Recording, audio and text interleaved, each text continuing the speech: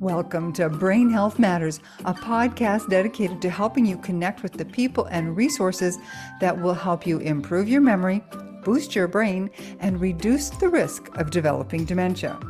This week in my special presentation, we'll explore the link between Alzheimer's and autoimmune disease. And maybe, just maybe, this is why all those expensive drugs have failed. Stay tuned. Brain Health Matters is brought to you by the Musical Brain, Book 3 in the Healthy Brain series. Enjoy the fun and easy practices in this book to improve your memory, sharpen focus, and master your mind with the healing power of music. Available on Amazon everywhere. Welcome to the show. I'm Kate Kunkel, an Amen certified brain health coach and creator of Brain Health Matters. By coaching and offering courses and programs and sharing information like this and from other experts in the natural health space, my goal is to help you improve your overall health for optimal brain and mental health.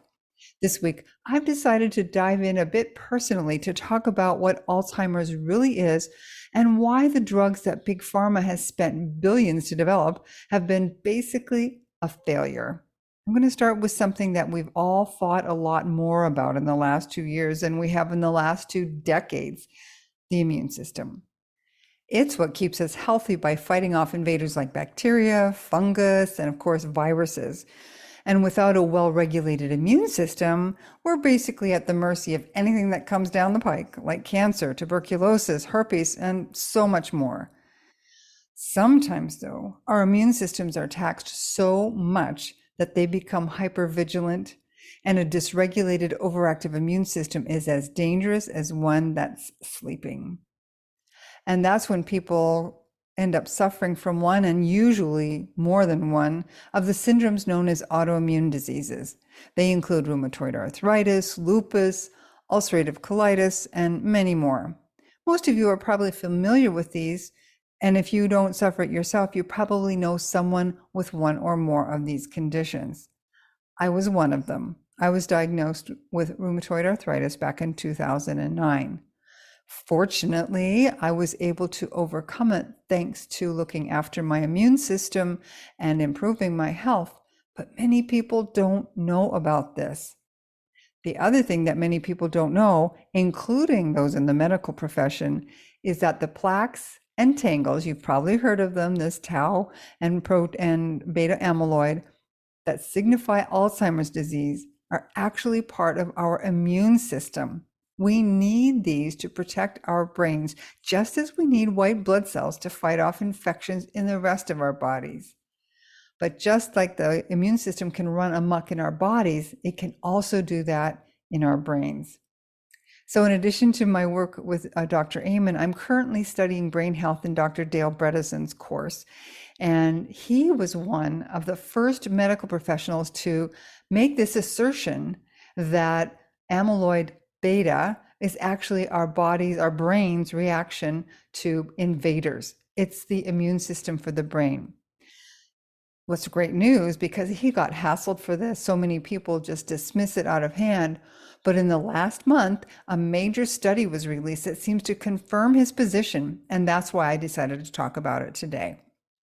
Dr. Donald Weaver, he's with the Kembrell Brain Institute in Toronto, Ontario, Canada, published a study, and in it he said, this is a quote, "We believe beta amyloid is right where it should be. It acts as an immunopeptide, a messenger within our immune system, so that if we have head trauma, beta amyloid repairs it. If a virus or a bacteria comes along, beta amyloid is there to fight it." And that's the end of that quote from Dr. Weaver. But the problem is, of course, that there are so many assaults on the body and our brains, the plaque keeps growing, and that starts cutting off access to nutrients for the brain and basically strangling it, interfering with the messages between neurons. And the problem with the drugs that have been developed over these last number of years to reduce these tangles is that while they do reduce the tangles, the fact that they're destroying them sends the immune system into overdrive because it needs to create more because the toxins or bacteria or whatever are still there. The damage is still there. The immune system still needs to work. And that's why so many people who are put on these drugs, they get better for a little while, but then they get very bad very fast. And I truly believe that that's why. And I think Dr. Bredesen would say that as well.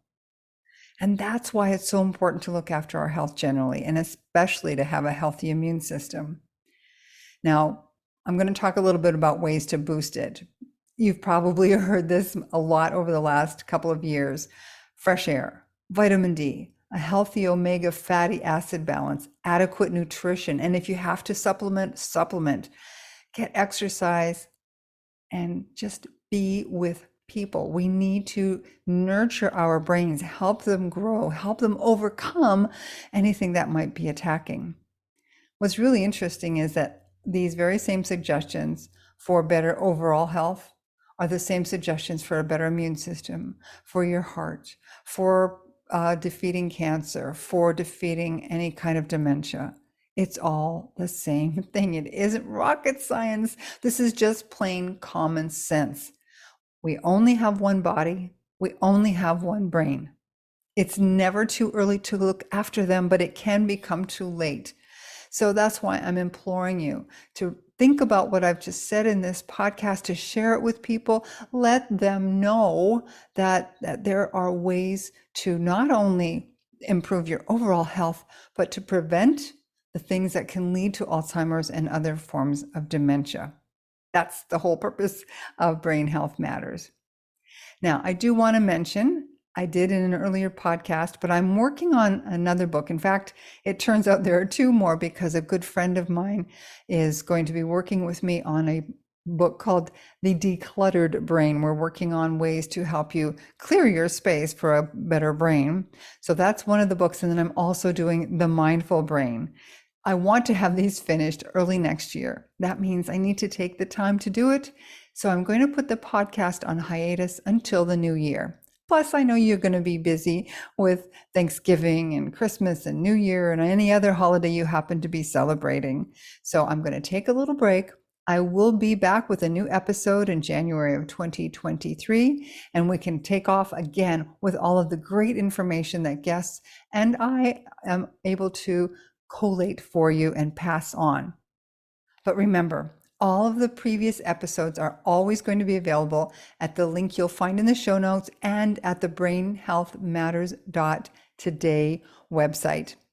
Until then, I wish you a happy and fabulous holiday season. Spend time with your family, eat good, healthy food. I'll be writing away, working on the mindful brain and the decluttered brain.